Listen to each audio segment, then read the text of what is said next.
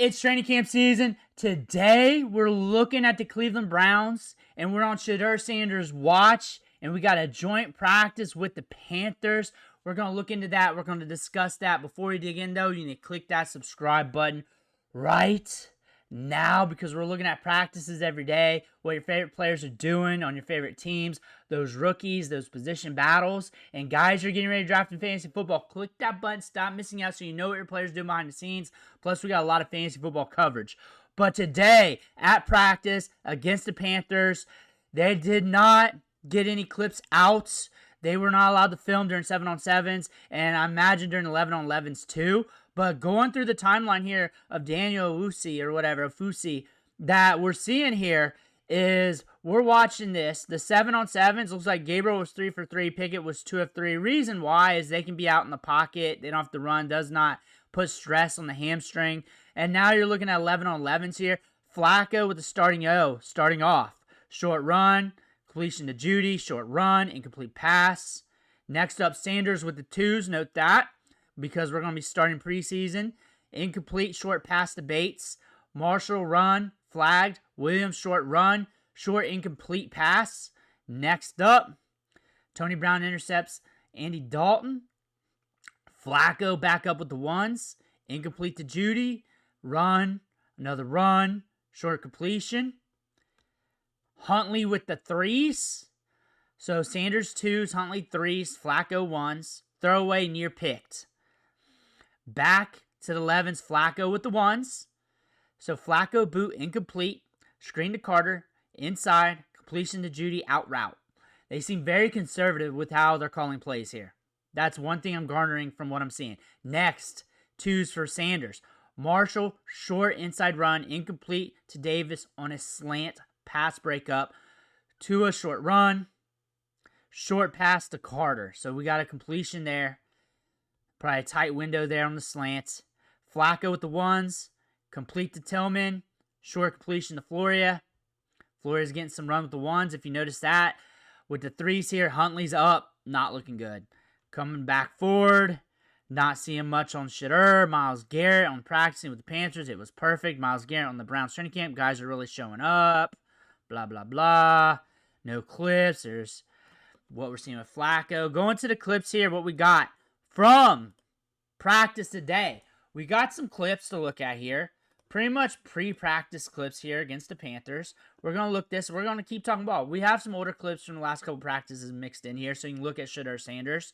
But what I'm gathering here is the Browns are going to be very conservative with their approach. That's what you're seeing here in the joint practices. I do not know why the beat writers couldn't film because they've been filming everything else. And here recently, they have not been asked to film or allowed to film lately as much. We're seeing that every practice. There's Shedeur back there. Look at him. He's very chill, poised, confident. That's one thing I'm gathering from him. He's carrying himself like a veteran. Definitely can see that. Very stoic lately. Or always, but like really coming to form here. It's really looking the part. But this is what we get. Him and Jimmy Horn. But from what I see, a lot of work with the 2s, unless there was other 11-on-11s. But practice went pretty quick. The joint practice went quick. Like it's very boom, boom, boom with the Browns on their practicing.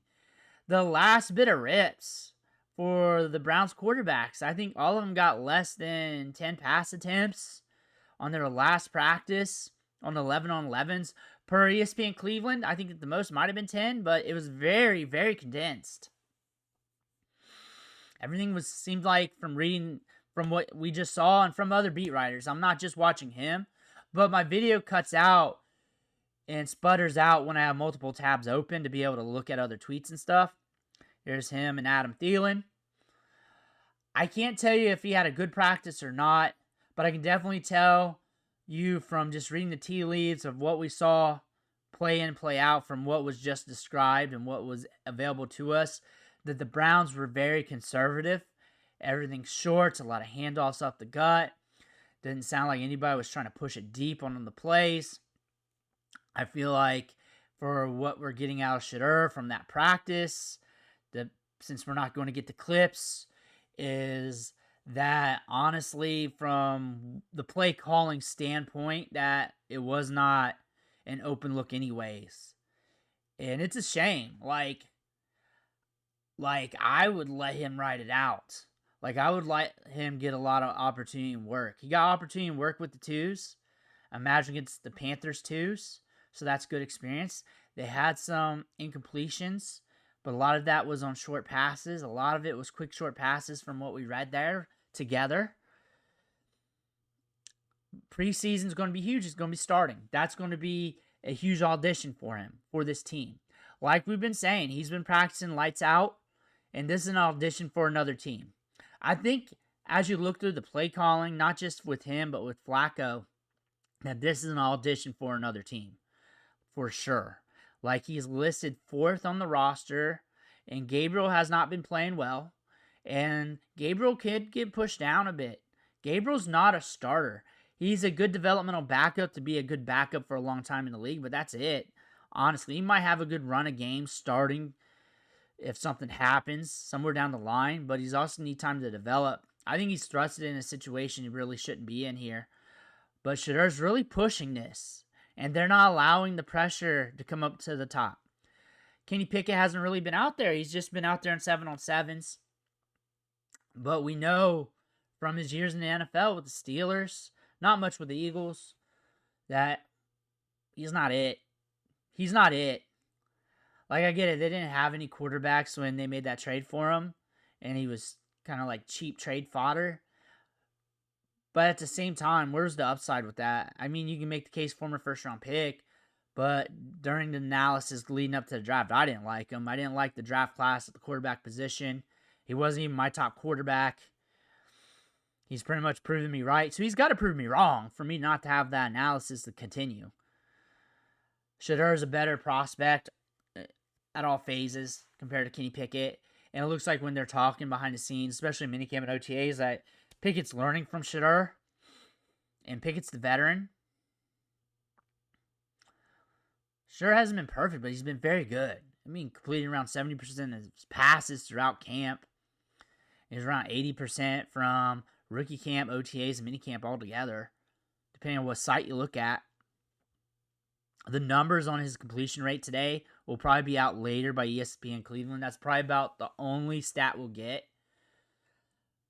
But again, conservative approach today. We did have some incompletions, about 2 or 3 for sure, but we did complete some passes. Don't know what they look like, but we can also say that the Browns were very conservative. This is going to be a very conservative team. They're going to try not to turn over the football. They're going to have Flacco out there as their starter. That's why he's not starting.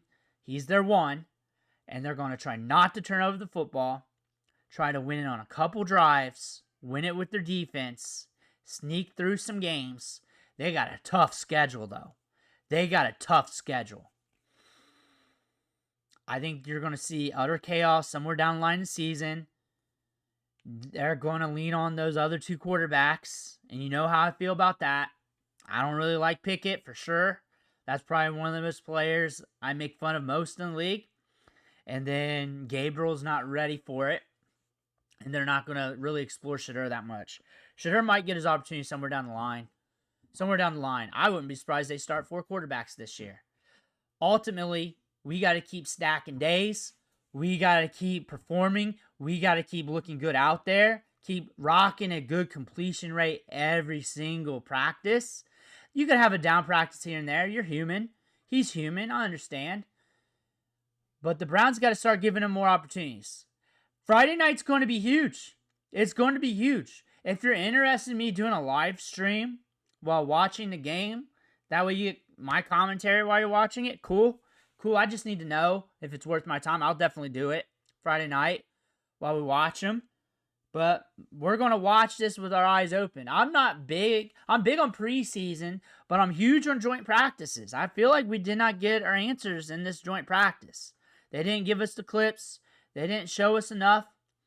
I feel like we didn't get our answer with this joint practice. Good, bad, or I feel like the Browns didn't get their answer. Like, they didn't push it enough to get their answer. Like, I could definitely tell, unless there was more that went on that wasn't notated, which could be, but you can tell he was working very hard to get us the notes, because that's a lot of work while watching, keeping things going, and paying attention. That's a lot of work. That's hard to do. and they weren't allowed to film. Every single beat writer didn't have clips. He would have had clips. He would have had one or two. He definitely would have had one on Shedeur. Definitely would have had something.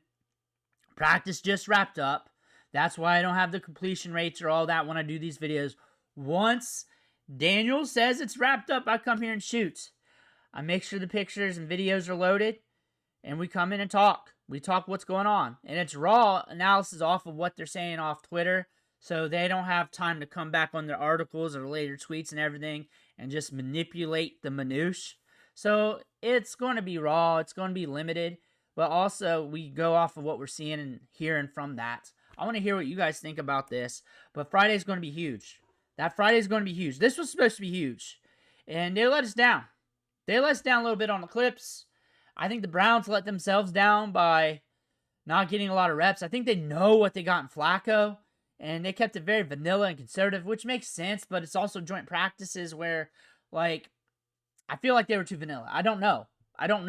But I feel like they were too vanilla out there just by reading the script from what Daniel posted there. But let me know what you think in the comments below. I want to hear about that. Make sure to hit that subscribe button on the way out. One thing for watching. Catch you on the next video.